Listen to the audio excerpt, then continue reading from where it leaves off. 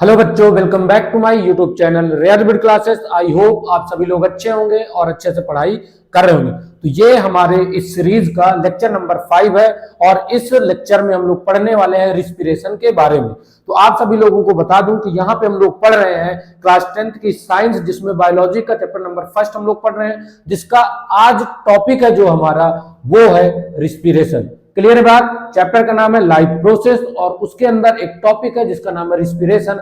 हम उसके बारे में इस लेक्चर में पढ़ने वाले हैं। तो आप सभी लोग, अगर अभी तक आप लोगों ने हमारा पुराना वाला वीडियो नहीं देखा है, इसके पहले के लेक्चर नहीं देखे हैं, तो आप लोग एक बार हमारे YouTube चैनल पे जाके उन वीडियो को जरूर देखें, जिससे कि आपको ये टॉपिक समझ में आए। वैसे ये जो टॉपिक है ये पूरा एकदम अलग टॉपिक है, तो इसको ये आप लोगों को समझ में आएगा। तो यहां से हम लोग स्टार्ट करते हैं अपने टॉपिक को। तो आज का जो हमारा टॉपिक है वो है रिस्पिरेशन। अब रिस्पिरेशन होता क्या है, सबसे पहले हम इसके बारे में जानेंगे रिस्पिरेशन है क्या। तो देखो बेटा, इसके पहले वाले वीडियो में जो हमने पढ़ा वहां पे हमने ये देखा कि हमने फूड मटेरियल को अपने बॉडी के अंदर लिया, खाया, और उससे फिर क्या हुआ, वो हमारे बॉडी में जाके डाइजेस्ट हुआ। डाइजेस्ट होने के बाद वो हमारे बॉडी से एब्जॉर्ब हुआ। एब्जॉर्ब होने के बाद वो फूड कहाँ जाता है, उसका क्या यूज है, हमने ये पढ़ा था कि ये जो एब्जॉर्ब्ड फूड है ये एसिमिलेट होगा और इससे फिर एनर्जी प्रोड्यूस होगी। इससे फिर एनर्जी प्रोड्यूस होगी और उस एनर्जी का हम लोग यूज करते हैं अपने नॉर्मल फंक्शंस के लिए, या वो जो फूड था उसका हम यूज करेंगे ग्रोथ के लिए, रिपेयरिंग के लिए या डेवलपमेंट के लिए। ठीक है, बॉडी में जो डेवलपमेंट होगी उसके लिए। क्लियर है बात? तो यहां पे जो हम यहां पे बात करेंगे, जो एनर्जी प्रोड्यूस हो रही थी वो कैसे हो रही थी, किस प्रोसेस से प्रोड्यूस हो रही थी, तो उस प्रोसेस का नाम है, जिस प्रोसेस से एनर्जी प्रोड्यूस हो रही थी उस प्रोसेस का नाम है रिस्पिरेशन। क्लियर है बात? तो रिस्पिरेशन की अगर हम सबसे पहले डिफिनेशन लिखें तो जो रिस्पिरेशन की डिफिनेशन होगी इसमें क्या होगा, देखो, the process of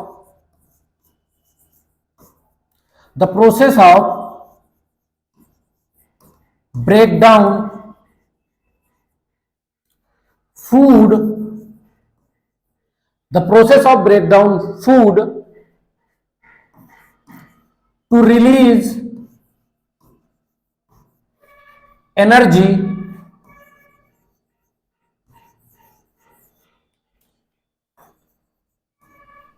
in the cell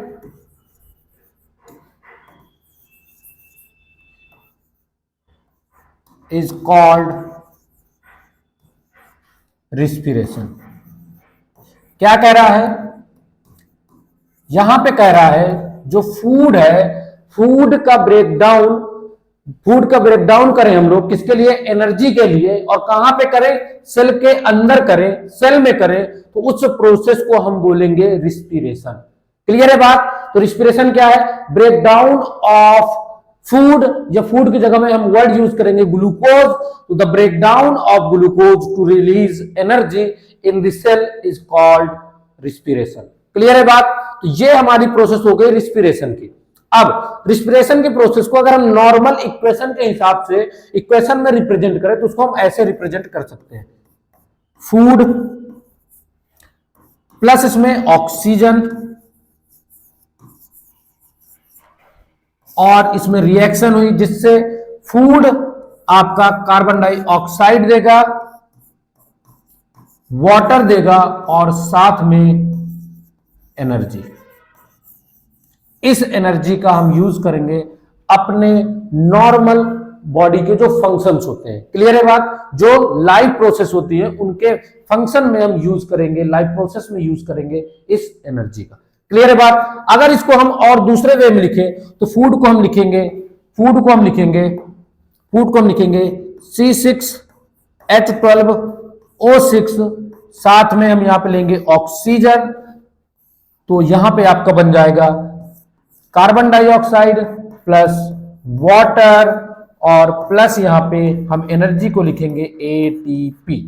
ठीक है, अगर मैं इस इक्वेशन को बैलेंस करूं तो इसको मैं कैसे बैलेंस करूंगा, यहां पे 6 लगा दूंगा, यहां 6 लगा दूंगा, यहां लगा दूंगा, तो ये इक्वेशन हमारी क्या हो जाएगी, बैलेंस हो जाएगी। क्योंकि हमने पढ़ा है जो मास होता है ना तो उसको हम डिस्ट्रॉय कर सकते हैं और ना ही उसको हम प्रोड्यूस कर सकते हैं। जितना मास है उतना ही प्रोडक्ट हमको मिलेगा। तो ये मिल गया।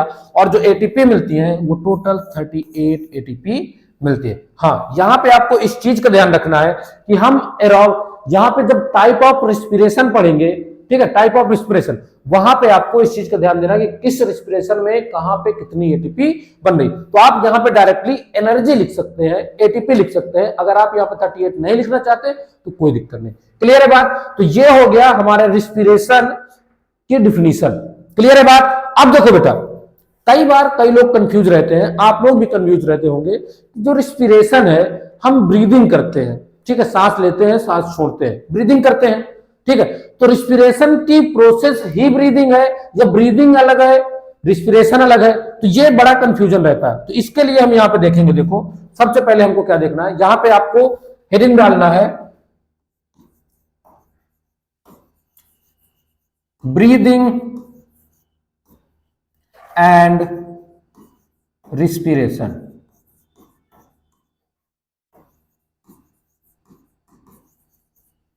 Breathing and respiration. देखो इसमें लिखेंगे the mechanism by which organism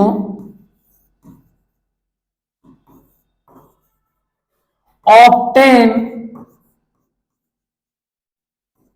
oxygen from air and remove carbon dioxide is called breathing। बात समझ में आ रही है? क्या कर रहा है यहां पे? ऐसा मैकेनिज्म जिसमें ऑर्गेनिज्म क्या करे, ऑक्सीजन को ऑब्टेन करे, ले, और कार्बन डाइऑक्साइड को रिमूव करे, उसको हम कहते हैं ब्रीदिंग। उसको हम क्या बोलेंगे? ब्रीदिंग। मतलब गैसियस एक्सचेंज को हम क्या कहेंगे? ब्रीदिंग बोलेंगे। क्लियर है बात? अब अलग अलग टाइप के ऑर्गेनिज्म होते हैं जिनमें अलग अलग तरीके से गैसियस एक्सचेंज होता है। जो गैसियस एक्सचेंज के मेन जो रिस्पिरेटरी हमारी गैसेस होती हैं वो कौन कौन सी होगी? एक तो आपकी ऑक्सीजन होगी और दूसरी आपकी क्या होगी? Carbon dioxide. Carbon dioxide. Clear है बात? तो ये चीज आपको याद रखना है। तो ये हो गई आपकी ब्रीदिंग, ठीक है। ये जो ब्रीदिंग होती है, ठीक है, ये आपकी ब्रीदिंग हो गई। और ब्रीदिंग को अगर हम बोले तो ये सिंपल प्रोसेस है, ज्यादा कॉम्प्लेक्स प्रोसेस नहीं है। हाँ, इसको हम एक चीज और बोलते हैं, ब्रीदिंग को हम लोग बोल देते हैं, ब्रीदिंग को यहां पे लिख देता हूं, it is also known as external respiration। समझ में आई बात? अब देखो, अगर हम बात करें, अब इसके बाद हम बात करते हैं रिस्पिरेशन की। तो रिस्पिरेशन क्या है? Respiration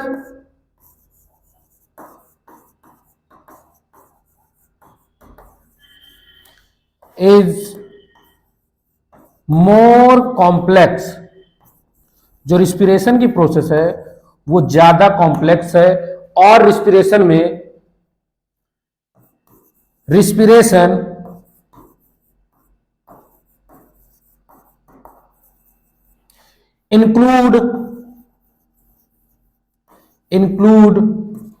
includes breathing and breakdown of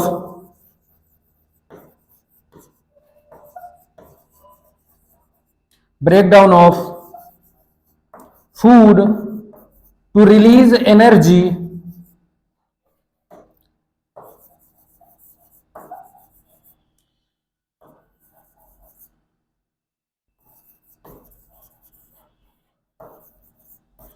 in the cell। Clear है बात? और it is also known as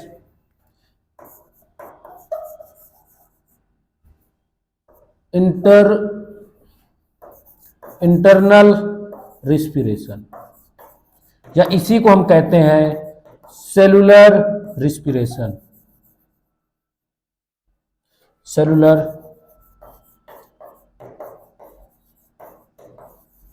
respiration, समझ में आई बात? तो इन चीजों को हमें याद रखना है, ठीक है। सेलुलर रिस्पिरेशन कहते हैं इसको हम, ठीक है। इसको हम क्या कहते हैं? एक्सटर्नल। तो अब आपको इतना याद रखना है, जब भी हम रिस्पिरेशन वर्ड को यूज करेंगे, रिस्पिरेशन वर्ड को यूज करेंगे जब भी, तो हम बात करेंगे एक्चुअल में रिस्पिरेशन वर्ड जब हम यूज करेंगे तो वहां पे हम बात करेंगे इस रिस्पिरेशन की जहां पे ब्रीदिंग आपका इंक्लूड है। क्लियर है बात? जहां पे ब्रीदिंग आपका इंक्लूड है। आप लोग मेरे साथ में इसी तरह अपनी नोट्स बना सकते हैं। अगर आप ये नोट्स बना लेते हो तो आपको कहीं और पढ़ने से जरूरत नहीं है। आपका जो भी बच्चे मतलब पढ़ रहे हैं इस बार साल 10th में, उन्हें मैं बता दूं कि इससे बाहर आपके बोर्ड एग्जामिनेशन में नहीं आए, क्योंकि जो आपके एनसीईआरटी के सिलेबस में है वही मैं यहाँ पे पढ़ा रहा हूं। क्लियर है बात? तो ये चीज आपको समझ में आई होगी। तो ब्रीदिंग और रिस्पिरेशन आपको समझ में आया। ब्रीदिंग में आपको याद रखना है कि ये एक मैकेनिज्म है गैसियस एक्सचेंज का, जिसमें हम गैस एक्सचेंज करते हैं। और रिस्पिरेशन है, रिस्पिरेशन एक ऐसी प्रोसेस है जहां पे आपका जो फूड मटेरियल है वो ब्रेक डाउन होगा। अब वहां पे जो गैस है, वो गैस मतलब मैं यहां पे बात करूं ऑक्सीजन प्रेजेंट भी हो सकती है, एब्सेंट भी हो सकती है, तो वो दूसरा टर्म। तो यहां से अब इसके आगे हम लोग जाएंगे, वो है हमारा टाइप ऑफ रिस्पिरेशन। नेक्स्ट जो हमारा पॉइंट है वो क्या है? Types of respiration. Types of respiration, यहां पे हम लोग लिखेंगे types of respiration. Types of respiration में यहां पे हम लिखेंगे देयर आर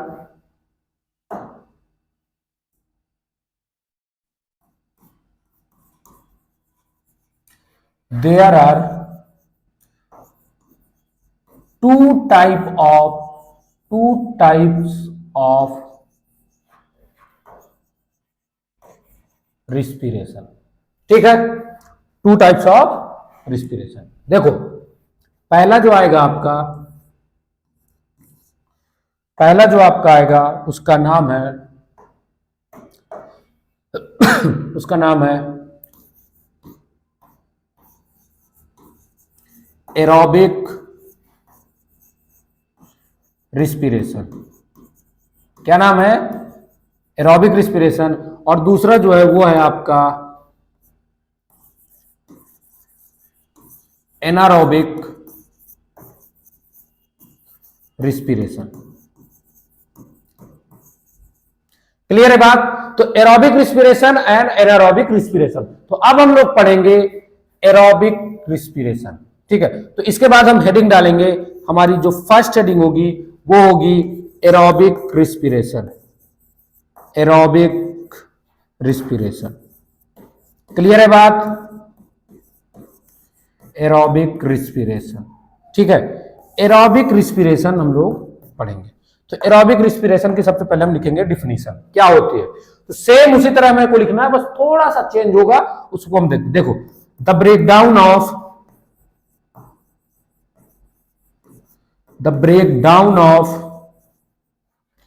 ग्लूकोज। ठीक है, द ब्रेकडाउन ऑफ ग्लूकोज या food in the presence of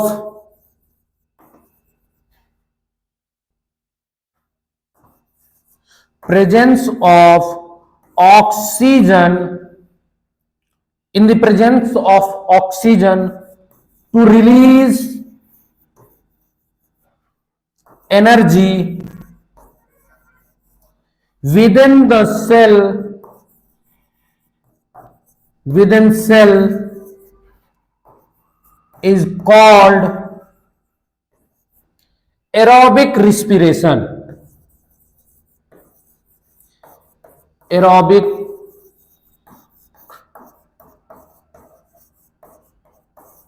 respiration। Clear है बात। तो एरोबिक रिस्पिरेशन क्या कह रहा है कि फूड का ब्रेक डाउन होगा, बट यहां पे जो कंडीशन होगी वो मेन कंडीशन ये है कि आपका जो ऑक्सीजन है वो प्रेजेंट होगा, विदाउट ऑक्सीजन के प्रेजेंट में नहीं होगा। ऑक्सीजन के प्रेजेंट में तो ऐसा रिस्पिरेशन जो ऑक्सीजन के प्रेजेंस में हो, ऑक्सीजन के प्रेजेंस में हो, उसे हम बोलेंगे एरोबिक रिस्पिरेशन। मतलब यहां पे एरोबिक रिस्पिरेशन में ऑक्सीजन की रिक्वायरमेंट होगी। क्लियर है बात। और दूसरा आपका आता है एनारोबिक। इसके पहले हम इसका एक वो देख लेते हैं। इसकी देखो, अगर मैं इसको इक्वेशन से अगर इसको मैं रिप्रेजेंट करूं तो नॉर्मल वही वाला हमारा फॉर्मूला चलेगा जो इसके पहले वाला हमने लिखा था, वही हम लिख देंगे C6H12O6 साथ में 6O2। यहां पे आपका बन जाएगा 6CO2 plus 6H2O plus ATP। समझ में आ गई बात। यह चीज आपको याद रखना है, ठीक है। अब इसके आगे हम चलते हैं। इसके आगे तो ये वाली आप नॉर्मल रिस्पिरेशन में भी इस इक्वेशन को रिप्रेजेंट कर सकते हैं और एरोबिक रिस्पिरेशन में भी इसको आप रिप्रेजेंट कर सकते हैं। अब देखो, इसके आगे जो हमारा आता है वो है हमारा एनारोबिक रिस्पिरेशन। क्या है? Anaerobic respiration. तो नेक्स्ट जो हमारी हेडिंग है वो है एनारोबिक रिस्पिरेशन। देखो, एनारोबिक रिस्पिरेशन में देखो सेम डिफिनीशन होगी, थोड़ा सा चेंज होगा। The breakdown of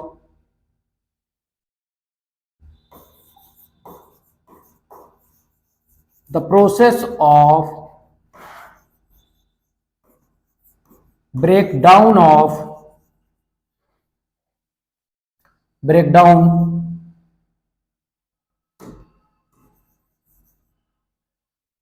glucose।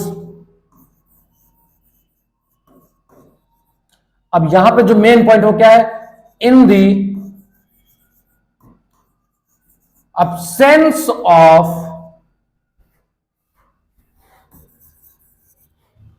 oxygen to release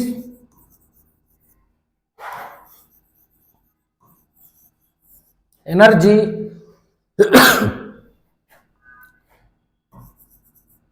in cell is called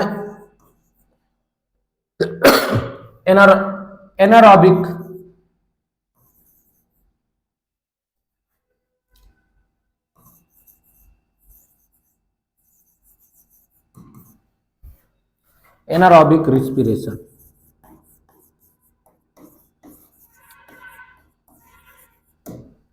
समझ में आ गई बात।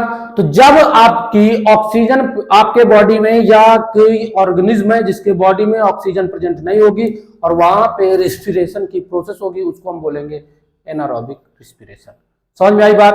तो एरोबिक और एनारोबिक में आपको इतना याद रखना है कि रिस्पिरेशन की प्रोसेस तो हो रही है, फूड का ब्रेकडाउन तो हो रहा है, बट अगर in the absence of oxygen हो रहा है, मतलब ऑक्सीजन वहां पे प्रेजेंट नहीं है, तो वो आपका एनारोबिक रिस्पिरेशन हो जाएगा।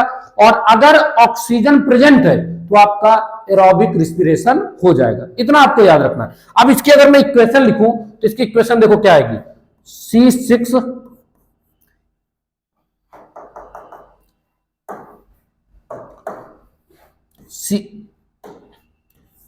C6H12O6। ऑक्सीजन यहां पे है नहीं तो यहां पे आपका क्या बन जाएगा,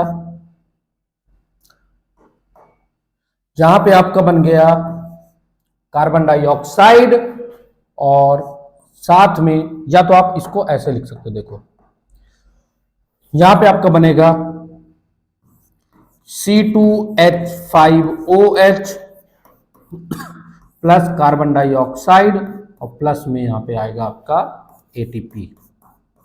जो एटीपी बनेगी वो ओनली 2 एटीपी बनेगा। ये आपका हो जाएगा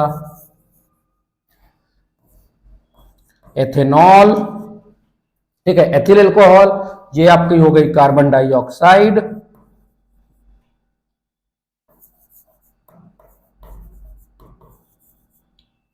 और ये आपकी हो गई एनर्जी।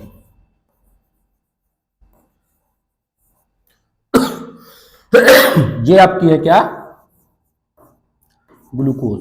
ये आपका क्या है, ग्लूकोज। तो ये आपका हो गया एनारोबिक रिस्पिरेशन। अब मेन जो पॉइंट है वो ये है कि हम कैसे पहचाने कि रिस्पिरेशन एरोबिक है, कैसे पहचाने कि रिस्पिरेशन एनारोबिक है। हमने ये तो देख लिया कि एरोबिक रिस्पिरेशन हुई, एरोबिक रिस्पिरेशन के लिए हमको ऑक्सीजन की जरूरत पड़ी, और हमने ये देख लिया कि एनारोबिक रिस्पिरेशन हुई, वहां पे ऑक्सीजन प्रेजेंट नहीं है, इसलिए वो एनारोबिक रिस्पिरेशन हो गई, ठीक है। लेकिन हम इसको डिफरेंशिएट कैसे करेंगे, तो अब हम इसके बाद पढ़ेंगे स्टेप ऑफ रिस्पिरेशन। क्या पढ़ेंगे, स्टेप्स ऑफ रिस्पिरेशन। तो नेक्स्ट जो हमारी हेडिंग आई वो क्या आएगी, स्टेप्स ऑफ रिस्पिरेशन। रिस्पिरेशन एक ऐसी प्रोसेस है जो कि कई स्टेप पे कंप्लीट होती है। रिस्पिरेशन एक ऐसी प्रोसेस है जो कई स्टेप पे कंप्लीट होती है, ठीक है। तो हम यहां पे अब लिखेंगे स्टेप्स। तो जो इसका फर्स्ट, देखो इसका जो स्टेप आएगा, फर्स्ट स्टेप होता है ग्लाइकोलिसिस।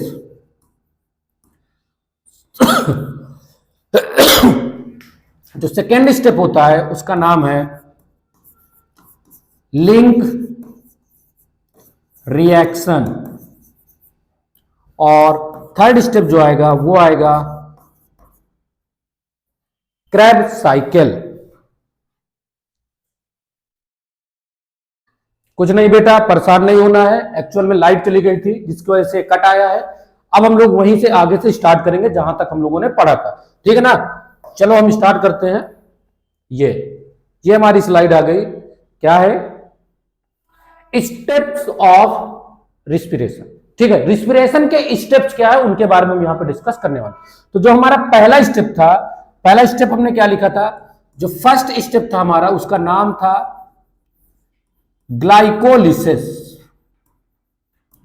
सेकेंड स्टेप हमारा क्या था, सेकेंड स्टेप का नाम है लिंक रिएक्शन,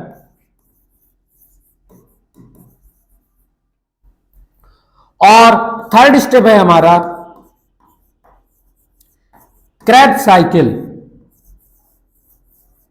ठीक है। तो ये स्टेप होते हैं किसमें, रिस्पिरेशन की प्रोसेस में। एक्चुअल में ये तीनों जो स्टेप है ना वो अपने आप में बहुत ही ज्यादा कॉम्प्लेक्स है, बट हमें इतना डिटेल से नहीं पढ़ना। हमें सिर्फ इतना पढ़ना है कि ग्लाइकोलिसिस एक प्रोसेस है, एक लिंक रिएक्शन प्रोसेस है, और एक क्या हमारी क्रेब्स साइकिल है, ठीक। ग्लाइकोलिसिस प्रोसेस का एक दूसरा नाम है जिसका नाम है EMP पाथवे।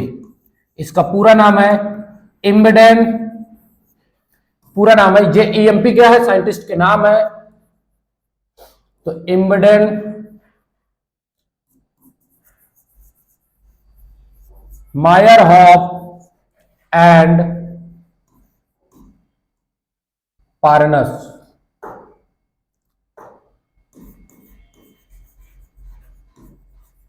क्लियर है बात, इतना डिटेल से आपसे नहीं पूछेगा लेकिन मैंने बता दिया, ठीक। तो एक ग्लाइकोलिसिस की प्रोसेस होती है, फिर होगी लिंक रिएक्शन। लिंक रिएक्शन को हम लिंक रिएक्शन ही कहेंगे, जहां पे एसिटाइल कोएंजाइम ए का फॉर्मेशन होगा। और क्रेब्स साइकिल है, इसका एक दूसरा नाम है TCA साइकिल। इसका पूरा नाम हो जाएगा आपका try carboxylic acid cycle, acid cycle. Clear है बात। तो ये चीजें यहां पे होती हैं। तो ये स्टेप है किसके, रिस्पिरेशन के। अब इसको हम पूरा पढ़ते हैं कि कैसे कैसे चीजें बनती हैं, क्या होता है। देखो, तो आपको क्या याद रखना है, ग्लाइकोल, आपके पास क्या है, ग्लूकोज है, ठीक है। ग्लूकोज से फर्स्ट जो प्रोसेस हुई वो हुई ग्लाइकोलिसिस की। किसकी प्रोसेस हुई, ग्लाइकोलिसिस की प्रोसेस हुई।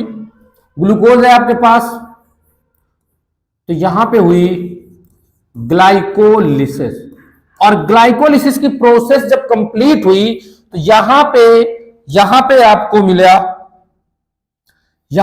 मिला 2 molecule of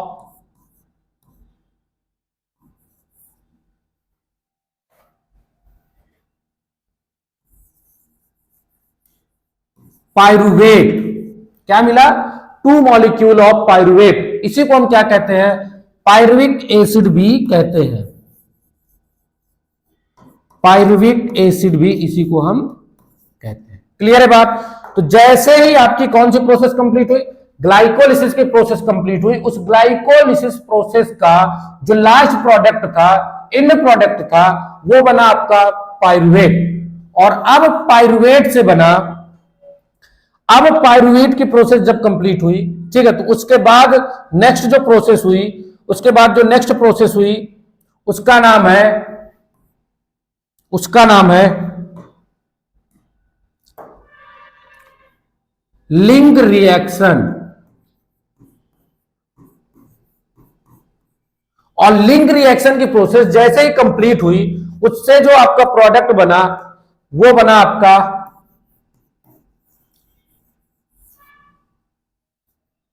acetyl coenzyme A. Acetyl coenzyme A, और साथ में यहां पे 2 मॉलिक्यूल ऑफ कार्बन डाइऑक्साइड बना। ठीक है, तो यहां से ग्लाइकोलिसिस हुई। ग्लाइकोलिसिस के बाद लिंक रिएक्शन हुई। लिंक रिएक्शन का जो प्रोडक्ट है वो क्या है? एसिटाइल कोएंजाइम ए है। इसके बाद की जो प्रोसेस हुई उसका नाम है क्रेब्स साइकिल। क्या नाम है उसका? Krebs cycle. और क्रेब्स साइकिल जब हुई तो क्रेब्स साइकिल में एक्चुअल में होता क्या? देखो, यहां से प्रोडक्ट इंड करके इसी में बार बार घूमता रहता है। ठीक है, तो इसमें क्या इंटर करेगा? एसिटाइल कोएंजाइम इंटर करेगा, और इसके अंदर प्रोसेस होती रहेगी, और जो हमारी एनर्जी वगैरह है वो बनती रहेगी। क्लियर है बात? तो इतना आपको याद रखना है। ये है हमारी प्रोसेस किसकी? पूरा प्रोसेस है किसकी? रिस्पिरेशन की। किसकी प्रोसेस है? रिस्पिरेशन की। समझ में आई बात? इतना हमको याद रखना है। अब यहां पे आपको एक दो चीजें और याद रखनी जो इंपॉर्टेंट है। जो ग्लाइकोलिसिस की प्रोसेस है, ये जो ग्लाइकोलिसिस की प्रोसेस है,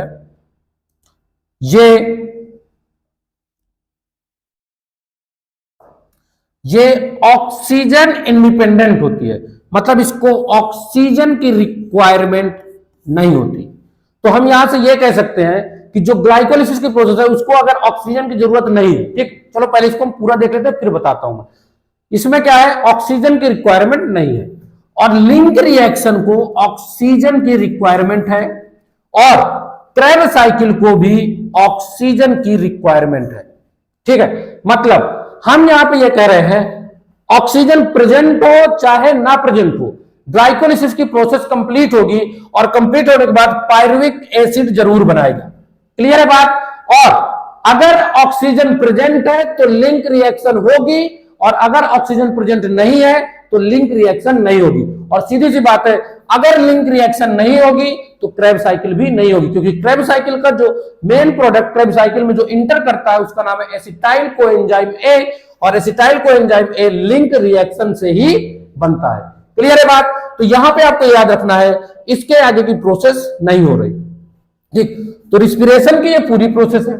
ठीक है, इस प्रोसेस में ग्लाइकोलिसिस, लिंक रिएक्शन और क्रेब्स साइकिल हो रही है। जो ग्लाइकोलिसिस है वो ऑक्सीजन इंडिपेंडेंट है। ठीक है, वो ऑक्सीजन से इंडिपेंडेंट है, उसको कोई भी जरूरत ऑक्सीजन की नहीं। बट जैसे ही हम लिंक रिएक्शन की तरफ जाते हैं, पायरुवेट हमारा लिंक रिएक्शन में जाता है, तो उसको ऑक्सीजन की रिक्वायरमेंट होती है। तो यहां पे हम ये कह सकते हैं कि जो लिंक रिएक्शन है वो ऑक्सीजन डिपेंडेंट है। कैसा है? ऑक्सीजन डिपेंडेंट है। और जो क्रेब्स साइकिल है वो भी ऑक्सीजन डिपेंडेंट है। क्लियर है बात? इतना आपको याद रखना है। साथ में एक बात और आपको बता दूं, देखो वो बात क्या है, आपको ध्यान से देखना है। देखो ये जो प्रोसेस है, सॉरी,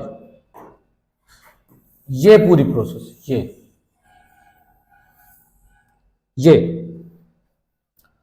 ये पूरी प्रोसेस माइटोकॉन्ड्रिया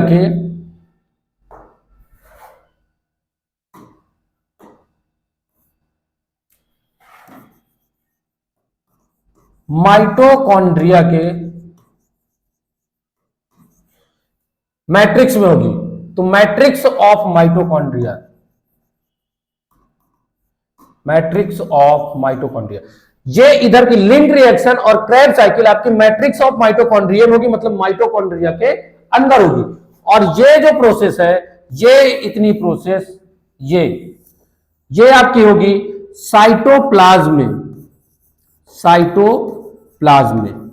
क्लियर है बात? नोट डाल के आपको यहां पे लिखना है, नोट डाल के, जिन ऑर्गेनिज्म में माइटोकॉन्ड्रिया प्रेजेंट नहीं है, ठीक है, if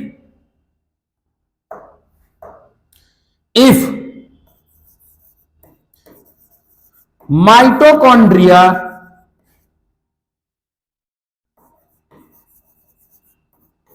absent,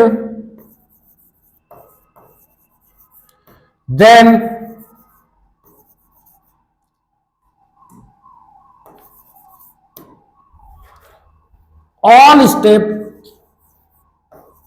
all steps complete in cytoplasm of this cell, cytoplasm. Clear है बात? अगर माइटोकॉन्ड्रिया प्रेजेंट नहीं है तो link reaction, Krebs cycle, glycolysis, तीनों प्रोसेस हमारी किसमें होंगी? माइटोकॉन्ड्रिया के बाहर साइटोप्लाज्म में कंप्लीट होंगी। अगर रिस्पिरेशन एरोबिक हो रहा है, मतलब ऑक्सीजन प्रेजेंट है। ऑक्सीजन प्रेजेंट नहीं है तो कोई दिक्कत ही नहीं। तो यहां से आपको यह क्लियर हो गया, आप इस कंफ्यूजन में नहीं रहेंगे कि जिस सेल में माइटोकॉन्ड्रिया नहीं है तो क्या वहां पे एरोबिक रिस्पिरेशन नहीं होगी? होगी। जिस सेल में माइटोकॉन्ड्रिया, जैसे हमारे कई सारे कैसे हैं प्रोकैरियोट है जिनमें माइटोकॉन्ड्रिया प्रेजेंट नहीं है, लेकिन वहां पे वो लोग भी एरोबिक रिस्पिरेशन करते हैं। तो ये बात आपको समझ में आई? अब देखो, इसको मैं एक प्रॉपर वे में आपको समझा देता हूं। अगर ऑक्सीजन प्रेजेंट नहीं है तो क्या होगा? ऑक्सीजन प्रेजेंट है तो क्या होगा? क्योंकि हमको ये प्रोसेस तो पता चल गया कि ऑक्सीजन प्रेजेंट नहीं है तो ये हमारा क्या है? एनारोबिक रिस्पिरेशन है। ऑक्सीजन प्रेजेंट है तो एरोबिक रिस्पिरेशन है, ये तो हमको पता है। लेकिन अब चीजें, मतलब हमने ये तो देख लिया कि अगर ऑक्सीजन प्रेजेंट है तो हाई अमाउंट में एनर्जी बनी और वहां पे चीजें बन गई, बट एनारोबिक में क्या बन सकता है? तो यहां पे हम लोग देखेंगे। देखो, हमारे पास है ग्लूकोज, ठीक है, क्या है?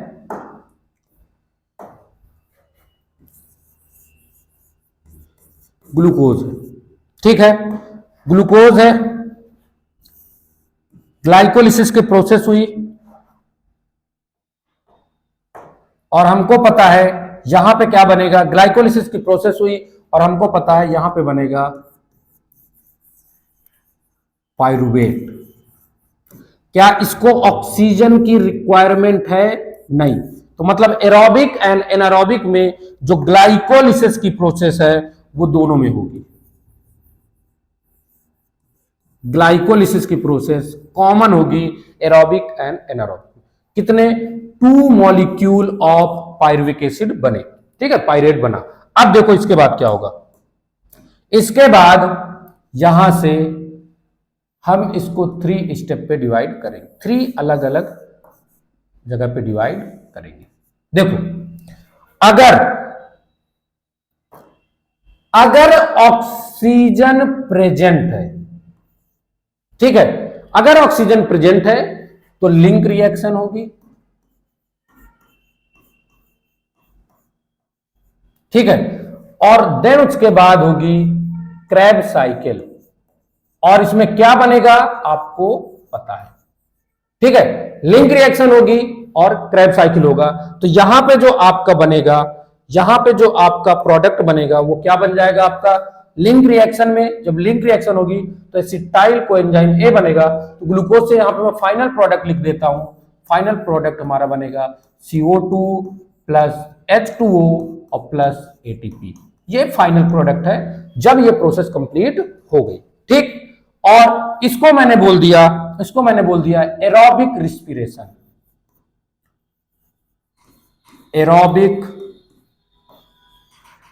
रिस्पिरेशन, क्लियर है बात। अब देखो दूसरी प्रोसेस देखो, if oxygen are absent, oxygen absent है, जब ऑक्सीजन एब्सेंट है तो इस यहां पे दो तरह की प्रोसेस होंगी। ठीक है, मतलब यहां पे भी आपकी ऑक्सीजन एब्सेंट है और यहां पे भी एब्सेंट है, तो इन दोनों को हमने क्या बोल दिया, एनारोबिक रिस्पिरेशन। क्या बोल दिया, नीचे वाले पार्ट को हमने बोल दिया एनारोबिक रिस्पिरेशन। ये बात तो समझ में आ गई। ठीक है, हमने इसको एनारोबिक रिस्पिरेशन बोल दिया, लेकिन एक बार यहां पे क्या बना, यहां पे जो प्रोडक्ट बन गया, यहां पे जो प्रोडक्ट बन गया वो क्या बना, देखो यहां पे क्या हो गया आपका, यहां पे आपका जो प्रोडक्ट बन गया वो बना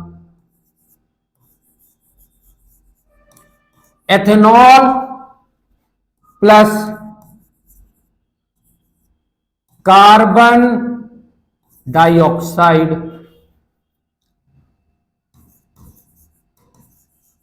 और प्लस में एटीपी, मतलब एनर्जी, ये बन गया। और यहां पे क्या बन गया आपका, lactic acid, lactic acid plus में आपका बन गया एटीपी।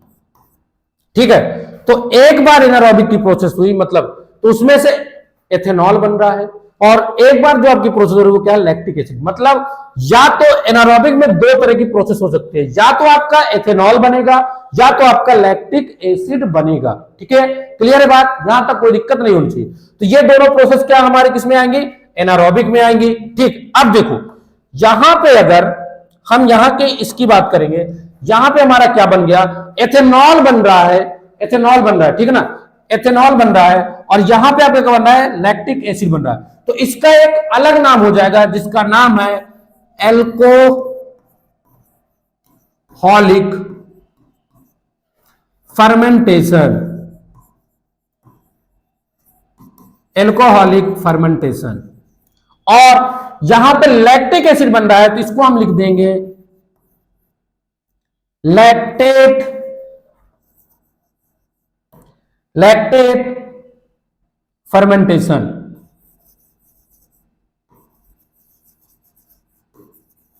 लैक्टेट फर्मेंटेशन, समझ में आएगा। यहां पे एल्कोहलिक फर्मेंटेशन, यहां पे लैक्टेट फर्मेंटेशन। और फर्मेंटेशन वर्ड जो हम यहां पे यूज कर रहे हैं, इसका मतलब है, फर्मेंटेशन वर्ड जो हम यहां पे यूज कर रहे हैं, इसका मतलब यह है कि फर्मेंटेशन एक तरह की प्रोसेस ही है जो एनारोबिकली रिस्पिरेशन, जिसमें एनारोबिकली रिस्पिरेशन होती है। मतलब एनारोबिक रिस्पिरेशन को हम एक तरह से फर्मेंटेशन भी कह सकते हैं। तो जहां पे एथेनॉल बना उसको हमने एल्कोहलिक फर्मेंटेशन बोला, जहां पे लैक्टिक एसिड बना उसको हम लोग लैक्टेट फर्मेंटेशन बोला। ठीक है, लैक्टेट फर्मेंटेशन, समझ में आ गई बात। तो ये आपकी प्रोसेस थी जो मैंने बताया, एरोबिक रिस्पिरेशन में ये बनेगा और एनारोबिक रिस्पिरेशन में ये बनेगा। ठीक है, अब यहां पे अगर आप लोग चाहो, जो कि कभी आपसे पूछा नहीं जाएगा, लेकिन अगर आप चाहो तो एक चीज और लिख सकते हो, वो है ये देखो, एल्कोहल को आप लोग लिखते हो C2H5OH। ठीक है, क्योंकि एथिल एल्कोहल है। कार्बन डाइऑक्साइड आपका होगा CO2। यहां पे जो एटीपी बनेगी 2 ATP बनेगी। ठीक है, यहां पे लैक्टिक एसिड है, इसका हो जाएगा C3H6O3, लैक्टिक एसिड हो गया, और यहां पे भी 2 ATP ही बनेंगी। ठीक है, पाइरेट का आपसे कोई पूछे तो इसका हो जाएगा CH3COCOOH, या इसी को आप लिख सकते हो C3H4O। ठीक है, H4O3, ये आपका हो गया। क्लियर है बात। तो ग्लाइकोलिसिस में आपका पाइरुवेट बना, इधर ये सारी चीजें आपका बना। तो ये चीज आपको अच्छे से समझ में आनी चाहिए। अब आप लोग ये समझ गए होंगे कि अगर एरोबिक रिस्पिरेशन हुआ तो ग्लाइकोलाइसिस की प्रोसेस तो साइटोप्लाज्म में हुई होगी, लेकिन ये पूरी प्रोसेस किसमें होगी? माइटोकॉन्ड्रिया। अगर वहां पे माइटोकॉन्ड्रिया प्रेजेंट है, अगर प्रेजेंट नहीं है तो साइटोप्लाज्म में ही होगी, और ये वाली पूरी प्रोसेस आपकी कहां पे होगी? वहीं पे होगी। ठीक है, समझ में आ गई बात? तो ये चीज आपको अच्छे से समझ में आना चाहिए। तो यहां तक इस जो रिस्पिरेशन की प्रोसेस है, यहां तक का टॉपिक आपको अच्छे से समझ में आया होगा। अगर यहां तक का टॉपिक आप लोगों को समझ में आया है तो एक बार आप लोग कमेंट करके जरूर बताएं कि कैसा रहा यहां तक का वीडियो। अब देखो, इसके आगे की जो चीजें हैं उनको हम थोड़ा सा स्लाइड से पढ़ेंगे। ठीक है, तो अब इसके आगे देखो, ये दोनों प्रोसेस हमारी हो गई। अब हम पर्टिकुलर प्लांट में रिस्पिरेशन पढ़ेंगे और एनिमल में रिस्पिरेशन पढ़ेंगे। वहां पे अब सिर्फ हम लोग ये देखेंगे कि कहां से गैस आ रही है, कैसे गैसेस एक्सचेंज हो रहा है, बाकी प्रोसेस तो यही होगी, ये आप लोग समझ जाएंगे। ठीक है, अब यहां पे सबसे पहले हमारा जो टॉपिक आ जाएगा वो आएगा रिस्पिरेशन इन प्लांट्स। जो प्लांट्स हैं उनमें रिस्पिरेशन। तो यहां पे सबसे पहली लाइन हम ये लिखेंगे, सबसे पहली लाइन जो हमारी आएगी वो ये आएगी, लाइक एनिमल्स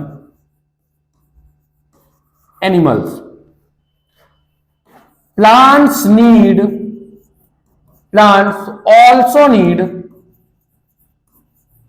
एनर्जी। क्या कह रहा है? जैसे एनिमल को एनर्जी की रिक्वायरमेंट होती है, वैसे ही प्लांट को भी एनर्जी की रिक्वायरमेंट होती है। और this energy get from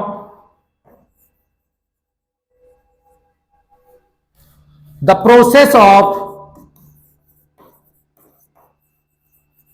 respiration।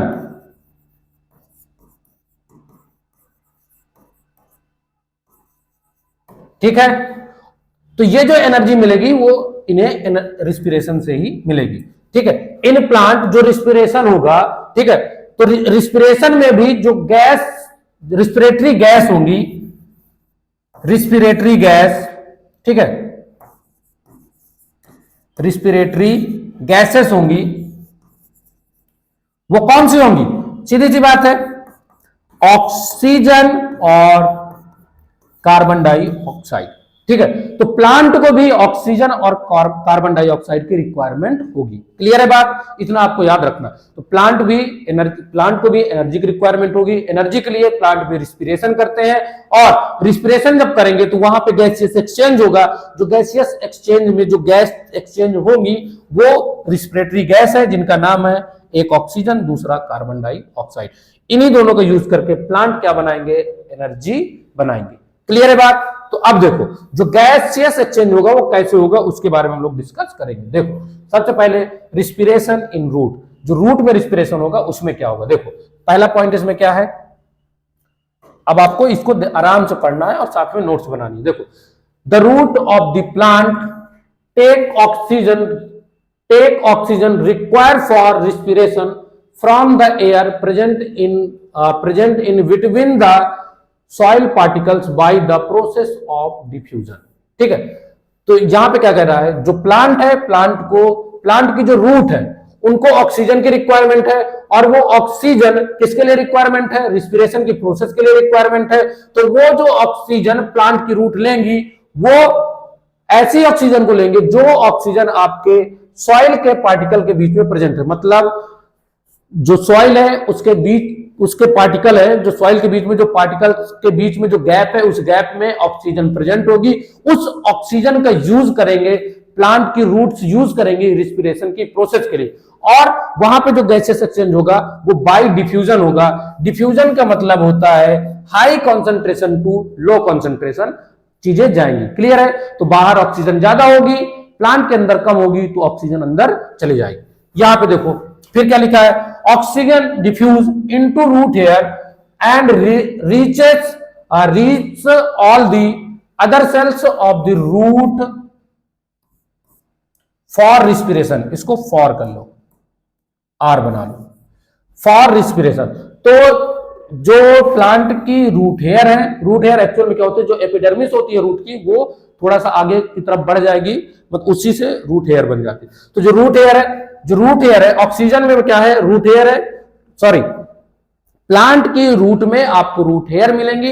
Root hair क्या करेंगी, ऑक्सीजन, रूट हेयर से ऑक्सीजन का डिफ्यूजन होगा और फिर उसके बाद वो जो ऑक्सीजन है वो अदर सेल के पास पहुंच जाएगी और उसके बाद वहां पे रिस्पिरेशन होगा। रिस्पिरेशन के बाद कार्बन डाइऑक्साइड गैस बनेगी। तो जो कार्बन डाइऑक्साइड गैस है, जो कार्बन डाइऑक्साइड गैस है वो सेल से कहां पे जाएगी, रूट हेयर के पास जाएगी और फिर उसी तरह जो सिंपल डिफ्यूजन की प्रोसेस है उसी के थ्रू ये बाहर निकल जाएगी। ये देखो रूट हेयर, यहां पे रूट लिखना, क्लियर है बात। अब आगे एक चीज और लिखा हुआ है जो नेक्स्ट पॉइंट है, land plant die if their root remain water locked for considerable time. मतलब ये कह रहा है कि जो लैंड प्लांट होते हैं अगर उनकी रूट बहुत दिनों तक वाटर के अंदर डूबी रहेंगी तो वो प्लांट डेड हो जाएगा, मर जाएगा, क्योंकि उसको प्रॉपर अमाउंट में उसकी रूट को ऑक्सीजन नहीं मिलेगी और ऑक्सीजन नहीं मिलेगी तो रिस्पिरेशन नहीं करेगा, रिस्पिरेशन नहीं करेगा तो एनर्जी नहीं मिलेगी और प्लांट मर जाएगा। ठीक है, आगे देखो। अब आ गया हमारा रिस्पिरेशन इन स्टेम। स्टेम की बात करें, अब स्टेम में क्या होगा, the gaseous exchange, the exchange of gases in the stem of herbaceous plant take place by the process of diffusion through stomata। जो हर्बेसियस प्लांट होते हैं, कैसे प्लांट, हर्बेसियस प्लांट होते हैं, उनके स्टेप में एक टाइनी होल्स प्रेजेंट होते हैं जिसका नाम है स्टोमेटा और स्टोमेटा के थ्रू ये गैसियस एक्सचेंज करते हैं। ठीक है, आगे देखो नेक्स्ट। ऑक्सीजन जो होती है, oxygen from air diffuse into a stem. जो ऑक्सीजन है वो डिफ्यूज होगी स्टेम के अंदर और वहां से स्टेम के अंदर डिफ्यूज होगी, किसके थ्रू होगी, स्टोमेटा के थ्रू, और वो फिर कहां पे जाएगी, अदर सेल्स के पास जाएगी और वहां पे क्या होगा, रिस्पिरेशन की प्रोसेस होगी। जैसे ही रिस्पिरेशन की प्रोसेस होगी कार्बन डाइऑक्साइड बनेगी और ये जो कार्बन डाइऑक्साइड बनी है ये फिर से डिफ्यूज होकर बाहर जाएगी। तो डिफ्यूज होने के लिए क्या, कहां पे जाएगी, ये स्टोमेटा के पास जाएगी और स्टोमेटा से फिर से इसका डिफ्यूजन हो जाएगा। क्लियर है बात। तो इतनी चीज आपको याद रखनी। उसके बाद फिर देखो नेक्स्ट, अब कुछ हार्ड एंड वुडी प्लांट होते हैं, हार्ड एंड क्या, वुडी प्लांट होते हैं जिनमें स्टोमेटा प्रेजेंट नहीं होता, डू नॉट हैव स्टोमेटा, उनके पास स्टोमेटा नहीं होता। तो उनके पास जो वुडी प्लांट्स होते हैं उनके पास एक अलग तरीके का क्या होगा, जो स्टेम की बर्क होगी उस पर आपको लेंटिसेल्स मिलेंगी, लेंटिसेल्स मिलेंगी और उन लेंटिसेल्स के थ्रू गैसियस एक्सचेंज होगा। क्लियर है बात, इतनी चीज आपको याद रखनी है। हमें सिर्फ यहां पे गैसियस एक्सचेंज पढ़ना है,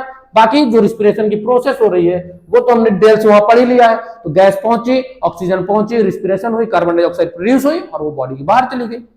नेक्स्ट देखो आगे, यहां पे रिस्पिरेशन इन लीफ, लीफ में रिस्पिरेशन जो होता है, the exchange of gases in the leaf take place by the process of diffusion through stomata. Leaf में भी आपके स्टोमेटा होंगे, वही स्टोमेटा जहां से फोटोसिंथेसिस की प्रोसेस के लिए कार्बन डाइऑक्साइड अंदर जा रही थी प्लांट के। ठीक है, तो स्टोमेटा के थ्रू ऑक्सीजन बाहर जा, ऑक्सीजन अंदर आएगी और ऑक्सीजन जब अंदर आएगी तो ऑक्सीजन डिफ्यूज हुई, डिफ्यूज होकर अंदर आई, वहां से जो लीफ के पास जो अदर सेल है उनके पास ऑक्सीजन गई और उनके पास ऑक्सीजन गई और रिस्पिरेशन की प्रोसेस हुई। रिस्पिरेशन की जैसे ही प्रोसेस हुई वहां पे कार्बन डाइऑक्साइड प्रोड्यूस हुई और ये कार्बन डाइऑक्साइड फिर से स्टोमेटा के पास पहुंची और स्टोमेटा के थ्रू ये क्या हो गई, बाहर निकल गई। यहां पे एक चीज आपको याद रखना, देखो respiration in leaf occur during the time day time as well as night time. मतलब आपको क्या याद रखना है, जो रिस्पिरेशन की प्रोसेस होती है लीफ में दिन में भी होती है और रात में, मतलब स्टेम में भी दिन रात में होगी और जो रूट होगी वहां पे भी दिन रात में होगी। अगर हम बात करें ह्यूमंस या एनिमल्स तो रिस्पिरेशन की प्रोसेस तो हर टाइम होती है। तो यहां पे यही लिखा है कि दिन और रात में दोनों होती है, बट जो फोटोसिंथेसिस की प्रोसेस है वो सिर्फ लीफ में कब होगी, डे टाइम में होगी, सिर्फ डे टाइम में होगी। और ये क्यों लिखा गया ये मैं आपको समझाता हूं। देखो यहां पे आपको याद रखना है, ड्यू टू दिस, इस वजह से, मतलब दिन में फोटोसिंथेसिस हुई, रात में नहीं हो रही फोटोसिंथेसिस, क्योंकि फोटोसिंथेसिस के लिए सनलाइट की रिक्वायरमेंट होती है और जो रिस्पिरेशन की प्रोसेस है वो दिन और रात दोनों टाइम पे हो रही है। तो यहां पे देखो, यहां पे क्या लिखा है, the net gas exchange in leaf during day. ठीक है, तो अब आपको यहां पे मेन बात जो याद रखनी है, देखो दिन के टाइम में जो प्लांट होते हैं उनके अंदर, उनमें प्लांट्स में, उनकी लीफ में फोटोसिंथेसिस की प्रोसेस होगी, फोटोसिंथेसिस होगी। और फोटोसिंथेसिस में हमें पता है ग्लूकोज बनता है और साथ में ऑक्सीजन बनती है। तो अब आप खुद से बताओ, जब प्लांट के अंदर ऑक्सीजन लार्ज अमाउंट में है तो क्या वो गैसेस एक्सचेंज करेगा? क्योंकि उसके पास तो ऑक्सीजन ऑलरेडी है। तो जब ऑक्सीजन क्या करेगा, इसके पास ऑक्सीजन हाई अमाउंट में है, तो अब ये ऑक्सीजन को क्या करेगा, बाहर फेंकेगा और बाहर से क्या लेगा, कार्बन डाइऑक्साइड लेगा। तो ये फोटोसिंथेसिस करेगा। फोटोसिंथेसिस जब करेगा तो वहां पे अंदर जो ऑक्सीजन है वो बनेगी और उसी ऑक्सीजन के यूज करेगा रिस्पिरेशन में, और जो एक्स्ट्रा ऑक्सीजन बचेगी उसको ये क्या करेगा, बॉडी से अपनी लिप से बाहर कर देगा, स्टोमेटा के थ्रू बाहर कर देगा। क्लियर है बात? बट अगर हम बात करें नाइट टाइम में, नाइट के टाइम में, उस टाइम में क्या होता है, फोटोसिंथेसिस होगी नहीं तो बाहर से कार्बन डाइऑक्साइड लेने की जरूरत है ही नहीं। तो यहां पे क्या होगा, फोटोसिंथेसिस नहीं होगी तो यहां पे आपकी ऑक्सीजन नहीं बनेगी, और जब ऑक्सीजन नहीं बनेगी तो जो प्लांट है वो ऑक्सीजन को अंदर ले जाएगा, एटमॉस्फेयर से अंदर ले जाएगा और वहां पे फिर प्रोड्यूस होगी CO2 और इस CO2 को बाहर छोड़ देगा। क्लियर है बात? तो ये चीज आपको याद रखनी, इसीलिए कहा जाता है कि नाइट में आपको किसी बड़े पेड़ के नीचे नहीं सोना चाहिए, क्योंकि वो रात में कार्बन डाइऑक्साइड प्रोड्यूस करना स्टार्ट कर देता है। तो आपको इस बात का याद रखना है। क्लियर है बात? आपको मैं ये समझा देता हूं। ये मान लेते हो लीफ है, समझ लो यहां पे थोड़ा सा,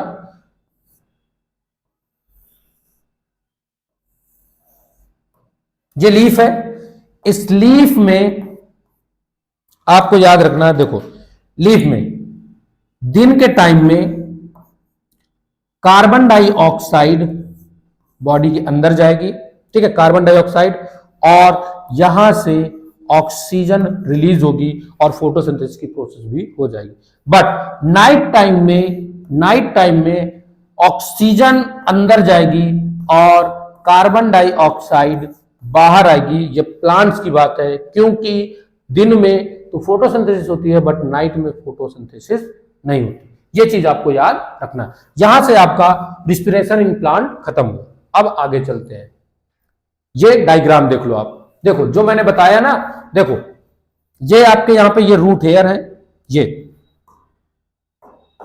ये रूट हेयर है, ये क्या है, ये रूट हेयर है, और ये आपके सॉइल के पार्टिकल हैं ये, और इन सॉइल के पार्टिकल के बीच में जो स्पेस आपको दिख रहा है, इस स्पेस में एयर भरी हुई है, ये लिखा हुआ है एयर सैक, ठीक, और ये रूट हेयर, ठीक। अब ये सॉइल के पार्टिकल, ठीक, और ये आपका क्या है, ग्राउंड है, ये ग्राउंड है, ठीक। तो यहां से ये जो आपके प्लांट के जो रूट हेयर है, ये यहां से ऑक्सीजन को अंदर ले जाएंगे, और अंदर जाएंगे तो यहां पे क्या हो जाएगी, प्रोसेस कंप्लीट होगी, ये रूट है। क्लियर बात? वहां पे रिस्पिरेशन की प्रोसेस कंप्लीट हो जाएगी। यही पे लिखा हुआ, roots absorb oxygen from air present in between the soil particles through the root hair. अब देखो ये आपका क्या है, वुडी प्लांट है, और इस वुडी प्लांट में यहां पे लेंटिसेल्स है, क्या है, लेंटिसेल्स प्रेजेंट है, और ये लेंटिसेल्स के थ्रू क्या कर रहे हैं, रिस्पिरेशन कर रहे हैं, गैसेस एक्सचेंज कर रहे हैं। गैसेस एक्सचेंज हुआ, और गैसेस एक्सचेंज हुआ तो वहां पे अंदर आपकी रिस्पिरेशन की प्रोसेस होगी। इसमें देखो ये जो आपको दिख रहे हैं, ये स्टोमेटा है, कुछ स्टोमेटा देखो ओपन दिख रहे हैं, कुछ क्लोज है, ठीक है। तो जो लीफ होती हैं वो इन स्टोमेटा के थ्रू रिस्पिरेटरी गैस का एक्सचेंज करती हैं और फोटोसिंथेसिस की प्रोसेस करती हैं। यहां पे जो आपको टाइनी होल्स दिख रहे हैं, इन्हीं का नाम है स्टोमेटा। क्लियर है बात?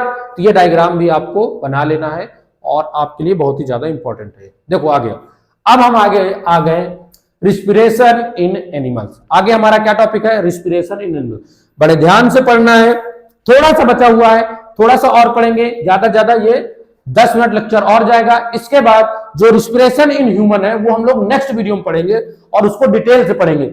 जैसे हमने डाइजेशन इन ह्यूमन डिटेल से पढ़ा था, ह्यूमन डाइजेस्टिव सिस्टम को डिटेल से पढ़ा था, उसी तरह हम लोग ह्यूमन रिस्पिरेटरी सिस्टम को डिटेल से पढ़ेंगे और अच्छे से पढ़ेंगे। बस यहां पे हमको इन चीजों का भी देख लेना है जो कि एनिमल्स में हो रहे हैं। देखो अब डिफरेंट एनिमल होते हैं, ठीक है, different animals have different mode of, different animals हैं,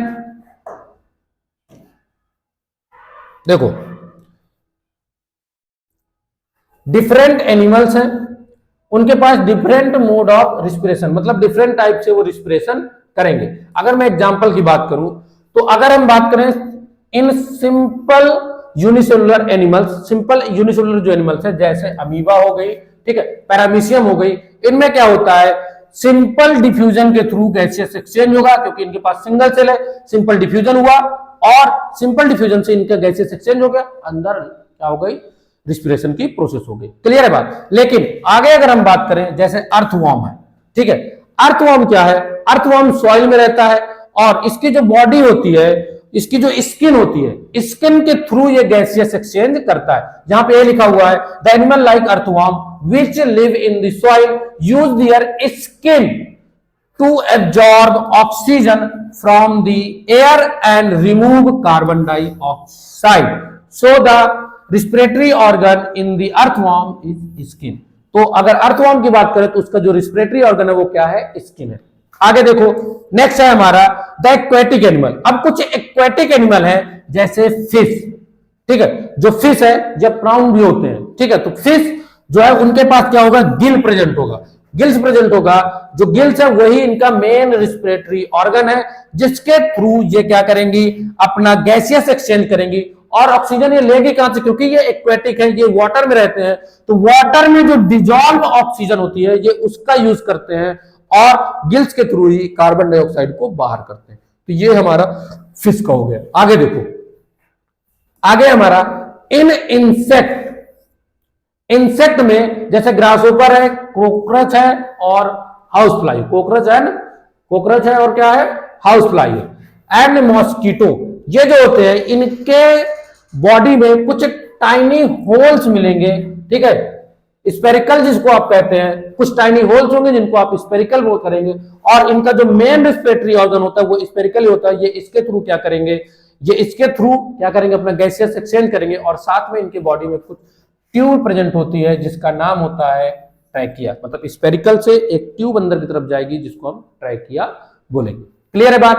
और लास्ट यहां पे जो पॉइंट आता है वो है आपका क्या है, the respiratory organ of land animals, जो लैंड एनिमल्स है सच एज मैन हो गया, मतलब humans, lizard, birds, dog, frog, इन सब के पास लंग्स होंगे, तो ये लंग्स से क्या करेंगे, अपना रिस्पिरेशन कंप्लीट करेंगे।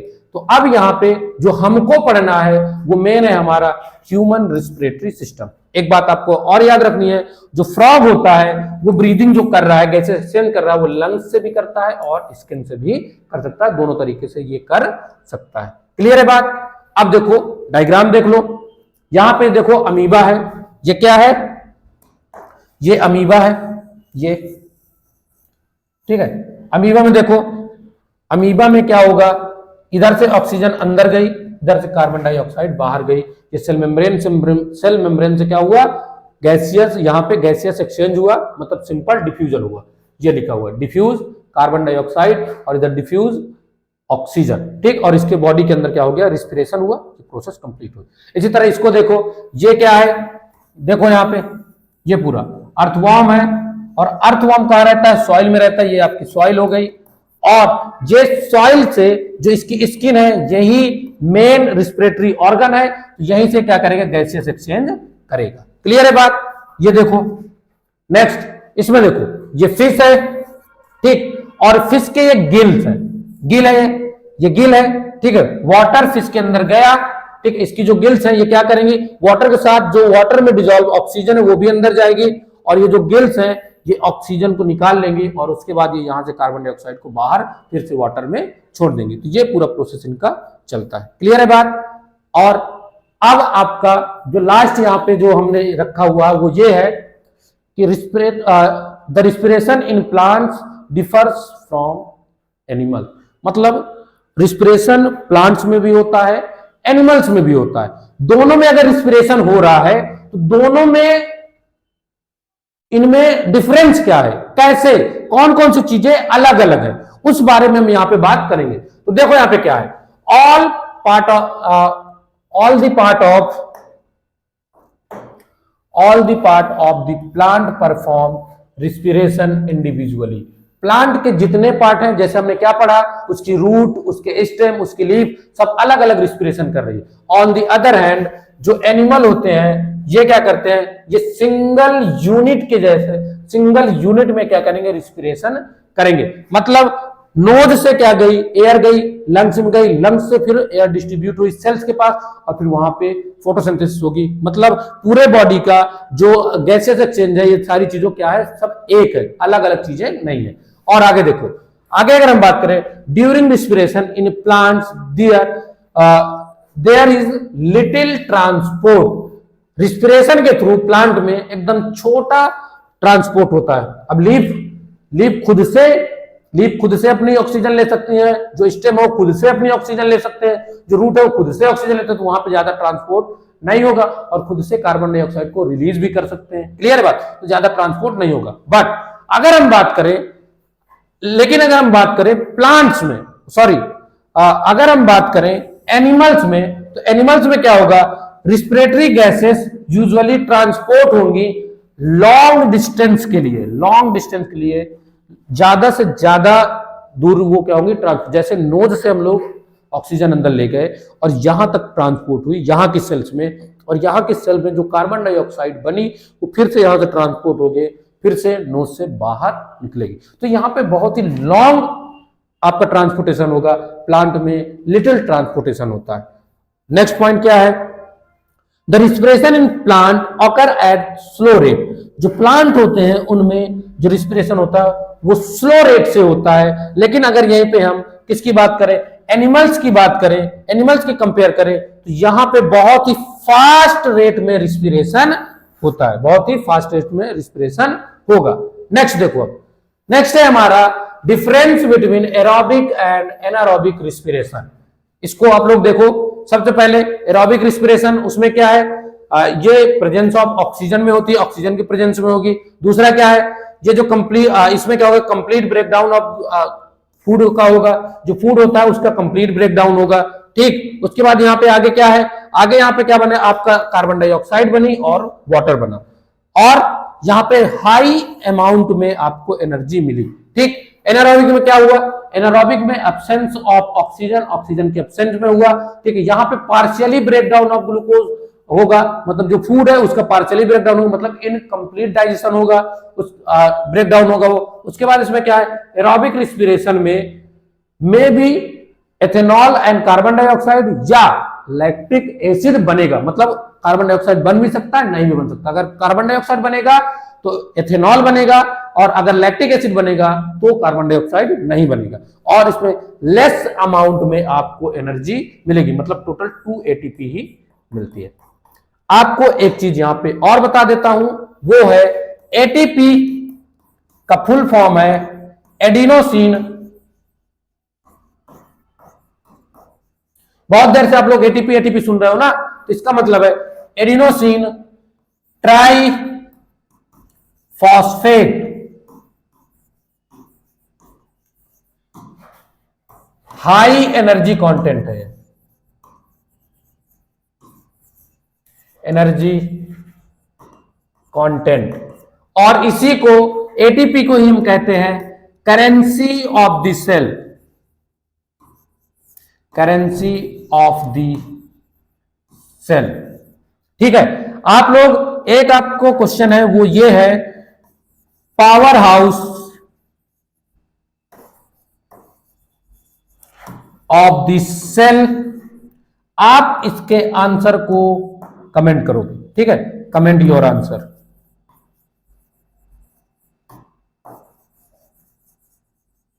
योर आंसर क्लियर है बात। और एक वर्ड और आपको मिलेगा जिसका नाम है एडीपी, इसका मतलब हो जाएगा एडिनोसिन डाई फॉस्फेट। ठीक है, एटीपी और एडीपी दोनों आपको सेल्स में मिलेंगी जब हमें एनर्जी की रिक्वायरमेंट होगी, तो एटीपी ब्रेक होगा, और एटीपी ब्रेक होने के बाद क्या बनाएगा, एडीपी बनाएगा और साथ में एनर्जी रिलीज करेगा। उस एनर्जी का हम लोग यूज कर लेंगे। और जब जो एडीपी बचा, जैसे ही ब्रेक डाउन हुआ फूड का, वहां से जो एनर्जी रिलीज हुई, उस एनर्जी का यूज करके और इनऑर्गेनिक फॉस्फेट का यूज करके जो एडीपी है वो फिर से एटीपी बना लेगा। तो ये पूरी प्रोसेस यहाँ पे चलती रहती है। क्लियर है बात? तो यहां से आपका ये लेक्चर कंप्लीट होता है। और अगर ये वीडियो आपको अच्छा लगा हो तो वीडियो को लाइक करें, चैनल को सब्सक्राइब करें और साथ में अपने फ्रेंड के साथ इस वीडियो को शेयर करें। तो मिलते हैं अब इसके बाद नेक्स्ट वीडियो में, जिसमें हम लोग बात करेंगे ह्यूमन रिस्पिरेटरी सिस्टम के बारे में। तो तब तक अब मिलते हैं नेक्स्ट वीडियो में, तब तक के लिए धन्यवाद।